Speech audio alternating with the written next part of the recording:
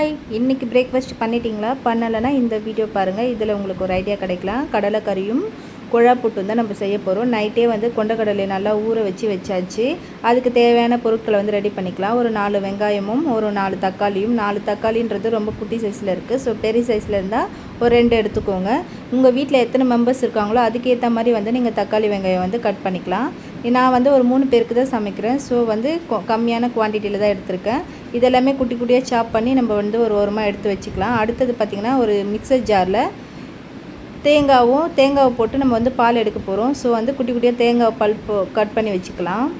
இப்போ பார்த்திங்கன்னா ப்ரீத்தி ஜுராக் தான் எடுத்திருக்கேன். இதில் பார்த்திங்கன்னா நம்மளுக்கு ஈஸியாக வேலையை முடிச்சு கொடுத்துரும். நம்ம பால் எடுத்து துணி போட்டு பிழியணும்னு அவசியம் இல்லை. அதுவே தனியாக நம்மளுக்கு சக்கை தனியாக பால் தனியாக எடுத்து கொடுத்துரும்.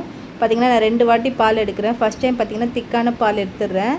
செகண்ட் வாட்டி பார்த்திங்கன்னா தண்ணி ஊற்றி நல்லா பால் எடுக்கிறேன். ஸோ இது உங்களுக்கு ஈஸியாக வேலையை முடிச்சு கொடுத்துரும். இதோட டீட்டெயில் வேணும்னா எனக்கு கமெண்ட் பண்ணுங்கள். நான் உங்களுக்கு இது ஒரு வீடியோவாக எடுத்து உங்களுக்கு டீட்டெயில் போடுறேன்.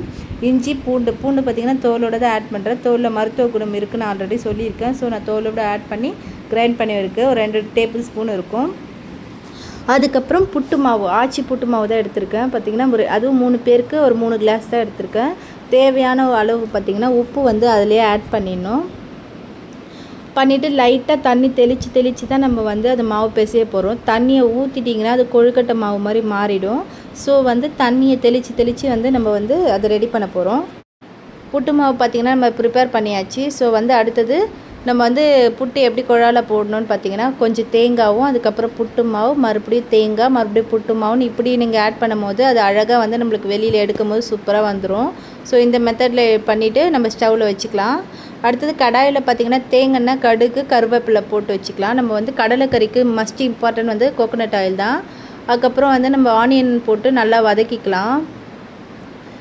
ஏன்னா நீங்கள் அந்த கேரளா ஸ்டைல் வேணும்னு நினச்சிங்கன்னா நீங்கள் கோகோனட் ஆயிலில் செய்யும் போது அந்த டேஸ்ட்டு ஃப்ளேவர் சூப்பராக இருக்கும். நீங்கள் ஒரு வாட்டி கோகோனட் ஆயிலில் சமைச்சு பாருங்கள், குக்கிங் கோகோனட் ஆயிலில். அதுக்கப்புறம் பார்த்திங்கன்னா கடலை எடுத்து நம்ம குக்கரில் போட்டு கொஞ்சம் ஒரு 1/4 ஸ்பூன் மஞ்சத்தூளும், அதுக்கப்புறம் ஒரு பட்டை, கிராம்பு போட்டு கொஞ்சமாக சோம்பு போட்டு நம்ம விசில் விட்டு இறக்கிக்கலாம். உப்பும் அதிலே போட்டுக்கோங்க. அப்போ தான் கடலையில் உப்பு அந்த டேஸ்ட் இருக்கும். இல்லைனா உப்பே ஏறாதுன்னா தான் குழம்புல நம்ம போட்டாலும் உப்பு இல்லாமல் சப்புன்னு இருக்காமல் இருக்கும். ஸோ உப்பு போட்டுக்கோங்க. ஸோ இது ஒரு 4 விசில் விட்டுக்கலாம். இங்கே பார்த்திங்கன்னா தக்காளி போட்டாச்சு. தக்காளி நல்லா வதங்கட்டும். நல்லா வதங்கி வந்த பிறகு கொஞ்சம் மஞ்சத்தூள், வெறும் கார மிளகாய் தூள், காஷ்மீர் சில்லி கொஞ்சம் 1 ஸ்பூன், அதுக்கப்புறம் தனியாத்தூள் ஒரு 2 ஸ்பூன் நம்ம ஆட் பண்ண போகிறோம்.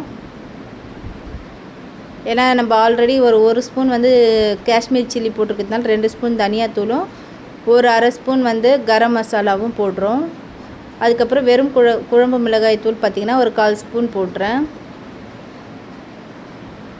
இது எல்லாம் போட்டு நல்லா பச்சை வாசனை போகிற அளவுக்கு நம்ம ஸ்டவ்லேயே இது பண்ணணும். இதுக்கு ஜீரகம் மஸ்ட் இம்பார்ட்டன்ட். ஸோ நீங்கள் பவுடராக போடுறத விட ஜீரகமாக எடுத்து இந்த மாதிரி பவுடர் பண்ணி போட்டிங்கன்னா அதோடய ஃப்ளேவர் ரொம்ப சூப்பராக இருக்கும். ஸோ நான் பவுடர் பண்ணி தான் போடுறேன்.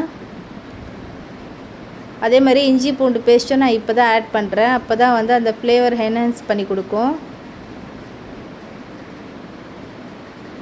இது எல்லாமே மசாலா, இஞ்சி பூண்டு பேஸ்ட் இது எல்லாமே பார்த்திங்கன்னா நல்லா அந்த பச்சை ஸ்மெல் போகிற அளவுக்கு நம்ம அந்த ஹீட்லேயே வதக்கணும். ஆயில் லைட்டாக பிரிஞ்சு வரும் பார்த்திங்களா, அந்த ஸ்டேஜில் நம்ம கடலையை போட்டுடலாம். கடலையை போட்டு ஒரு கலரிட்டு அதுக்கப்புறம் இந்த கடலையை நம்ம எடுத்து வச்சோம் பார்த்திங்களா, அந்த தண்ணியவே வேக வச்ச தண்ணியவே நம்ம ஆட் பண்ணிக்கலாம். வேக வச்ச தண்ணி பார்த்திங்கன்னா எப்போ வேஸ்ட்டு பண்ணக்கூடாது. அதில் அந்த கடலையில் இருக்கக்கூடிய சத்தெல்லாம் அதில் தண்ணியில் இருக்கும். ஸோ இதுக்கப்புறம் நம்ம பால் லாஸ்ட்டாக ஃபைனலாக ஆட் பண்ணிக்கலாம். பால் ஊற்றின பிறகு ரொம்ப கொதிக்கக்கூடாது. இதுதான் இதோட ஸ்டேஜ். இப்போ இறக்கிக்கலாம். புட்டும் பார்த்திங்கன்னா நமக்கு ரெடி ஆகிடுச்சு. என்ன அழகாக இந்த குழா புட்டு வந்திருக்கு பாருங்கள் ஃப்ரெண்ட்ஸ்.